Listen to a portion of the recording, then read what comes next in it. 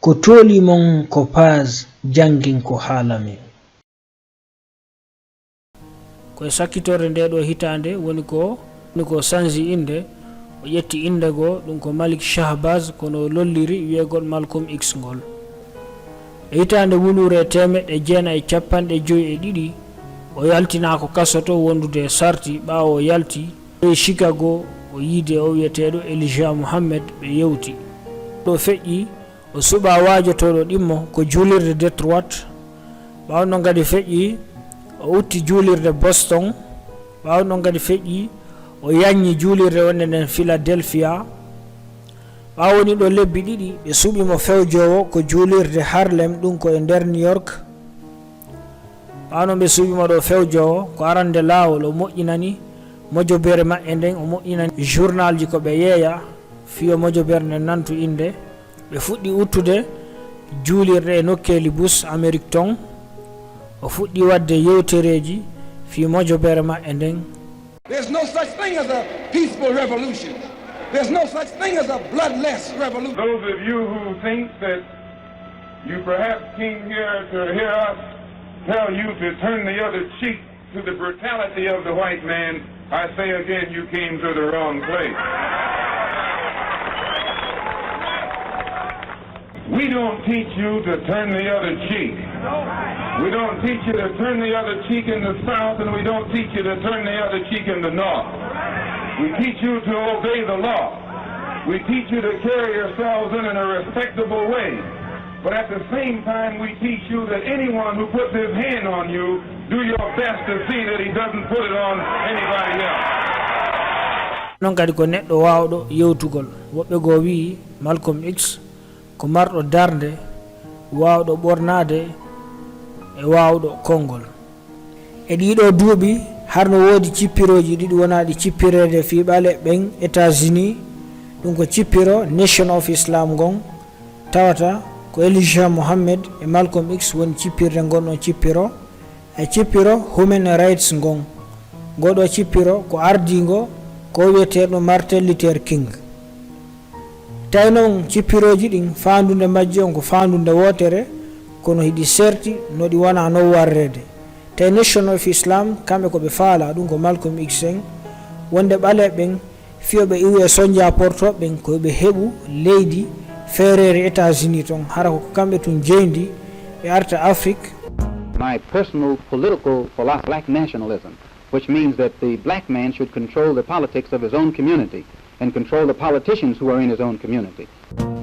We don't advocate violence, but our people have been the constant victims of brutality on the part of America's racists, and the government has found itself either unwilling or unable to do anything about it. So out of necessity, we've reached the point now where our people must form self-defense. I'm as much against integration as the white people in New York City are. But I am also against segregation, and I'm for separation. We are peaceful people. We are loving people. We love everybody who loves us.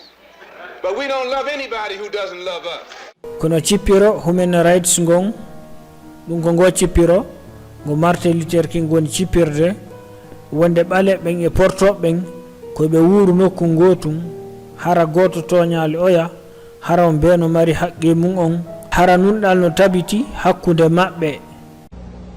I have a dream that one day this nation will rise up and live out the true meaning of its creed.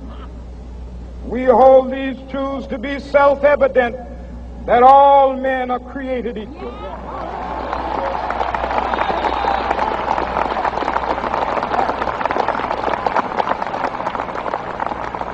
I have a dream that one day on the red hills of Georgia, the sons of former slaves and the sons of former slave owners will be able to sit down together at the table of brotherhood.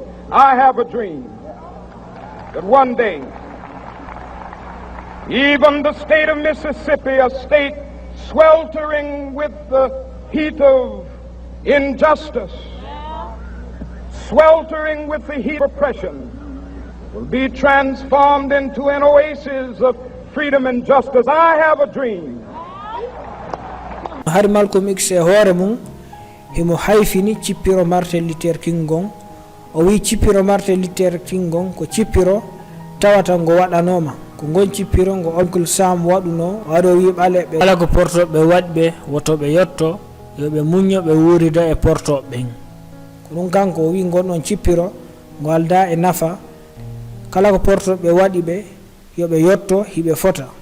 That's what you mean by nonviolent. Be defenseless. Be defenseless in the face of one of the most cruel beasts that has ever taken the people into captivity. That's this American white man. 100 years ago, they used to put on a white sheet and use a bloodhound against Negroes. Today, they have taken off the white sheet and put on police uniforms. They've traded in the bloodhounds for police dogs, and they're still doing the same thing. And just as Uncle Tom, back during slavery, used to keep the Negroes from resisting the bloodhound or resisting the Ku Klux Klan by teaching them to love their enemy. Luther King is just a 20th century or modern Uncle Tom or a religious Uncle Tom who is doing the same thing today. Abu ɗiɗo yewtereji Malcom X fuɗɗi noon nantude inde watti joni jama on ɓe watti iwde ko mojobere Martin Luther King ɓe ara ɓe tawta Nation of Islam. The Honorable Elijah Muhammad teaches us that it is time for you and me to stand up for ourselves. It is time for you and me to see for ourselves. It is time for you and me to hear for ourselves.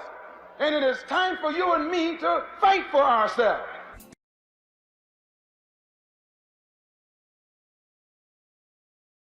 Bus arno ko Nation of Islam ton wona sendario boxer jo ɓalejo wiyeteɗo Muhammad Ali nandunoɗo inde saay mum ɓeɗo fop natuno ko Nation of Islam. We look at Miss Universe, we see white. Even Tarzan, the king of the jungle in back Africa. Kono ko ɓuri nantude inde ko hitande wulure temeɗɗe jeenayi e capanɗe joyi e jeɗɗi ɗum piyegol o wiyeteɗo Johnson Hinton e nder New York ɓawo piyama Malcom X humpitigen ɗo sabu yaltinoygol mo ko kasoto naɓamo ko labtani o ñawdo. Malcom X yaadi e yimɓe ko yahata guluje nayo giba daññande giba o yaltide on ɗon jama fof fuɗɗi noon nantude inde watti médiaji ɗin fuɗɗike haalde inde makko nokkeli ɗin fop watti joni nokkeli bus e nder États-Unis tun ko woni o ko Malcom X. Outside the courtroom, I asked Malcolm X, giving his first television interview, whether the black Muslim prophet is preaching race hatred. He's not teaching hate, he's teaching history.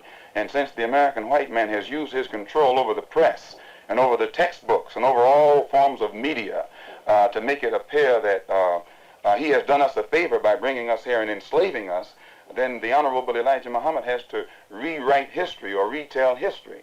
And since the white man can't dispute this truth, he tries to defend himself by saying that Mr. Muhammad is teaching hate. It's not hate to say that we were kidnapped and brought here, it's truth. It's not hate to say that we were Jim Crow, discriminated and segregated, it's truth. It's not hate to say that the Supreme Court, which is the highest court in this country, came up with a hypocritical desegregation decision 9 years ago, which they haven't enforced yet. That's not hate, that's truth. Sabu wakkilanagol mojo berende yanganonde Elijah Muhammad yettimo waɗimo hoorejo ɗimmo tata si wi Elijah Muhammad e nder mojo berende ko kankoni ko hikkata ɗum e hitande wulure temeɗɗe jeena e capanɗe joyi e jeetati o jombi o debbo wiyeteɗo Betti ɗum ko debbo aynoɗo tawe e yewtereji makko ɗin e ɗiya duuɓi feƴƴuɗi oɗo heɓanimo ɓiɓɓe jeego ko wonno e gurdam ɓiɓɓe nayo ɓawo fatike ɓiɓɓe ɗiɗo e hitande wulure temeɗɗe jeenayi e capanɗe jeego ɓe lamɓe Afrique ɓe moɓodir ko Assemblée Générale Nations Unies ton ɓe invitimo ɓe nodditimo ton o yehi o yiide e maɓɓe wona Sékou Touré wona o wiyeteɗo Abdel Nasser walanɗo Égypte wona walanɗo Cuba on saaha ɗo wiyeteɗo Fidel Castro ɓe yiidi ɓe yewti o waɗi yewtere o andidiri e maɓɓe e hitande wulure temeɗɗe jeena e capanɗe jeego e tati o lanɗo Amérique wiyeteɗo John Kennedy o assassina o sahimbina ɓawo sahimbinama journaliste ɓe ɓen ɓe ari ɓe landi Malcom X yo yewtu miijo makko ngon ko honɗum o miiji e mayde o ɗo nden ɓawo waɗi commentaire o yewti o wi gertoɗen ari ko ndukku fi fowtagol ɓawo haalingol ɗo konngol Elijah Muhammad haɗimo yewtere balɗe capanɗe jeenayi kanko kadi o ɗofti A bulletin from CBS News. 3 shots were fired at President Kennedy's motorcade in downtown Dallas. President Kennedy has been seriously wounded. Malcolm X, you were involved in a controversy some months ago with your leader. Is that over? Well, I've been silent for the past 90 days because of some statements I made concerning the President of the United States, which were distorted. They were distorted. And yes. What did you say, Malcolm? Well, I said the same thing that everybody says, that his assassination was the result of the climate of hate. But only I said the chickens came home to roost, and which means the same thing. ɓawɗo feƴƴi o fuɗɗi nande soy hakkunde jama on wonde Elijah Muhammad hino heɓinno rewɓe jeego ko Nation of Islam ton wonde kadi hay ɓiɗɗo makko wonɗon gollude ko Nation of Islam ton ko fattujo kono ko arande laawol tawi o hoolaki kono ɓaawo yehi ɗon han o hoolike watti joni hooreɓen ko Nation of Islam ton ɓay ɓe andi o andino ɗo ko hulangol Elijah Muhammad woto perdu teddungal makko ngal iwu ɓe watti joni konnade Malcom X e 7 mars hitande wulure 1994 o feññini wonde o yalti ko dental maɓɓe ton kono fayntin ko julɗo. In reality, I never even left the Muslim movement. They put me out. And they put me out because of what I knew, and what I knew was told to me by Mr. Muhammad's son, Wallace Muhammad himself. They put me out and they put him out. Who is the father of all of these various children whom you have enumerated? The first one to tell me who the father was Wallace Muhammad, and he told me that the father was Elijah Muhammad himself. And how many of these illegitimate children did he father with the sisters? Well, he made 6 sisters pregnant. They all had children. 2 of those 6 had 2 children. I am told that there is a 7th sister who is supposed to be in Mexico right now, and she's supposed to be having a child by him.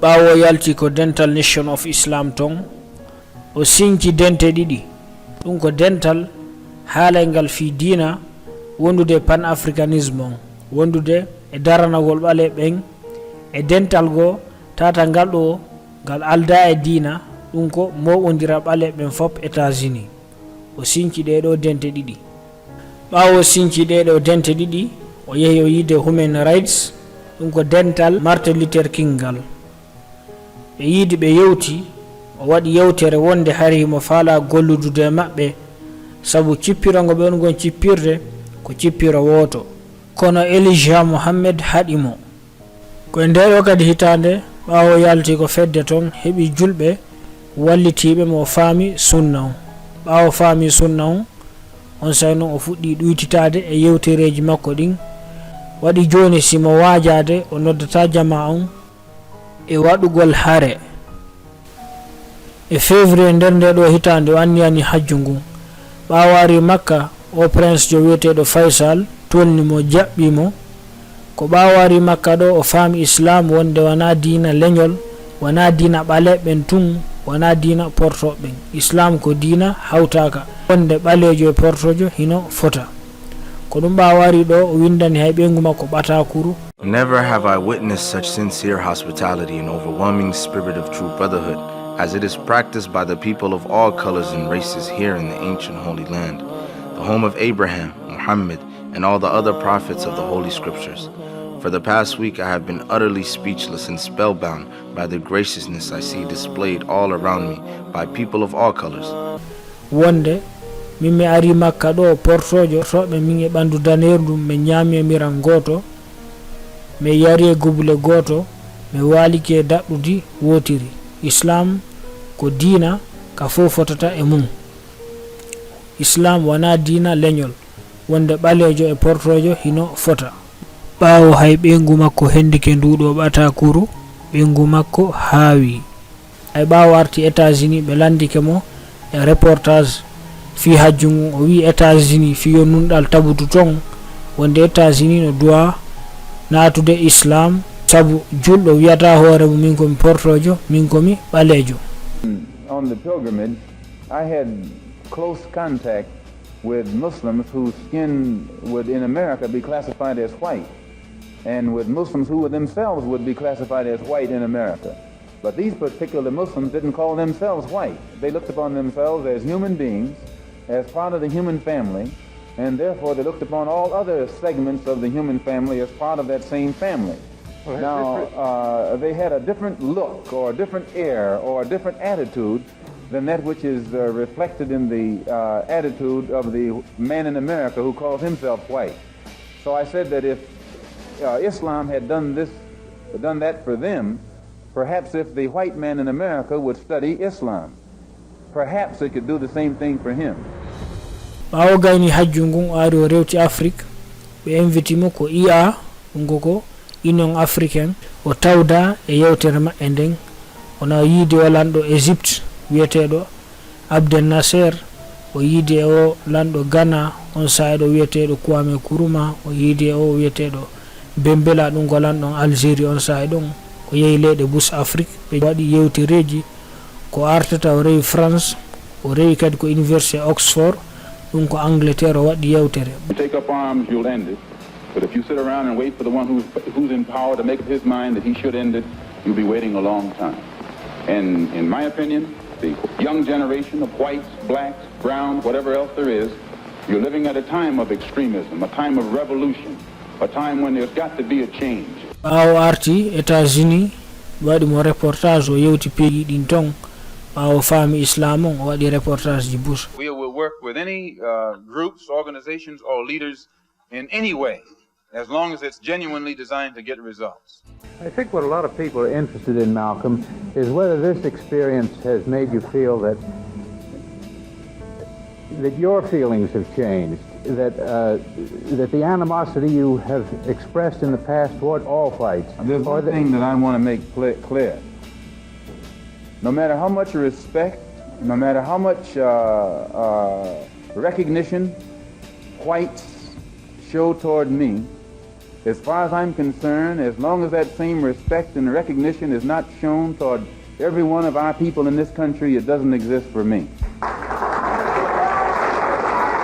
kono ɓawo arti ɗo nde fedde wiyeten nation of islam ɓe woni e kambangol mo noddamo e téléphone ji kambanamo ɓe fuɗɗori taw ɓe sunni oto makko on kono ɗon o daɗi ɓawo noon feƴƴi ɓe sunni kadi galle makko ɗin kono o daɗini ɓe guure makko nden e 21 février hitande wulure e 1965 harimo heɓili yewtere e nder salon himo yewtude sukaɓe tato wonɓe ko nation of islam ton naati ton fellimo kure o yani o naɓa ko labtane kono hari laawike allah ƴettitirmo ɗon e hakkunde 23 e 26 février hitande wulure e 1965 Pular e nder New York.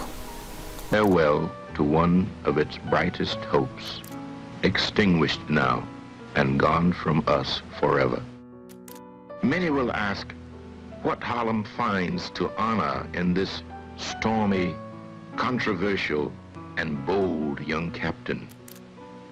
And we will smile. Many will say, turn away, away from this man, for he is not a man, but a demon, a monster, a subverter, and an enemy of the black man. And we will answer and say unto them, did you ever talk to Brother Malcolm? Did you ever touch him or have him smile at you? Did you ever really listen to him? Malcolm was our manhood, our living black manhood. This was his meaning to his people. And in honoring him, we honor the best in ourselves. What we place in the ground is no more now a man, but a seed, which, after the winter of discontent, will come forth again to meet us. And we shall know him then for what he was and is, a prince, our own black shining prince, who did not hesitate to die because he loved us so. You now use Shabazz and drop X? I'll probably continue to use Malcolm X and I'll probably use it as long as the situation that produced it exists.